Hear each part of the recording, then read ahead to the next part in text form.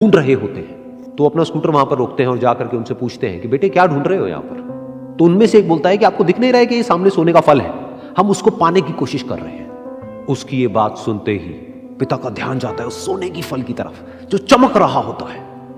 फिर उनके माइंड में कुछ इमेजिनेशंस बनने लग जाती हैं कि काश ये जो फल है ये मेरे बेटे के पास में आ जाए तो ना सिर्फ उसकी बल्कि मेरी भी जिंदगी बदल जाएगी।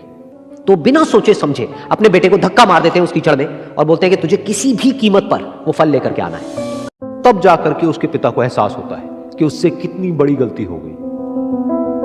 वो वहीं बैठ करके रो रहा होता है, चीख रहा होता है, चिल्ला रहा होता है। तभी वहां पर एक साधु आता है और वो साधु उस आदमी से पूछता है कि तुम क्यों रो रहे हो। फिर वो आदमी उस सोने के फल की तरफ इशारा करते हुए उस साधु को अपनी पूरी बात बताता है और बोलता है कि इसमें मेरी क्या गलती है, मैंने तो जो कुछ भी किया अपने बेटे की खुशी के लिए किया। तो वो साधु उस फल को ध्यान से देखता है और उस आदमी को कहता है जिस सोने के फल की वजह से तुमने अपने बेटे को गवा दिया, कम से कम एक बार ध्यान से उसकी तरफ देखा तो होता कि वहां पर कोई फल है भी या नहीं। ये सुन करके उस आदमी को गुस्सा आया और उसने कहा कि सामने तो दिख रहा है फल, आपको नहीं दिख रहा क्या।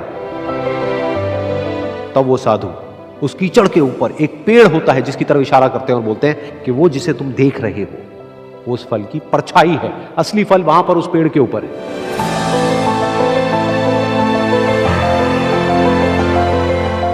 फिर वो साधु उस आदमी को बोला कि अपने बेटे को जबरदस्ती धक्का देने की बजाय और उसको बताने की बजाय कि तेरी खुशी किसमें है, अगर तुमने उससे पूछा होता कि बेटा तू बता तू क्या करना चाहता है और तेरी खुशी किसमें है, तो ना सिर्फ तुम्हारा बेटा जिंदा होता बल्कि हो सकता है कि उसके हाथ में वो असली सोने का फल भी होता।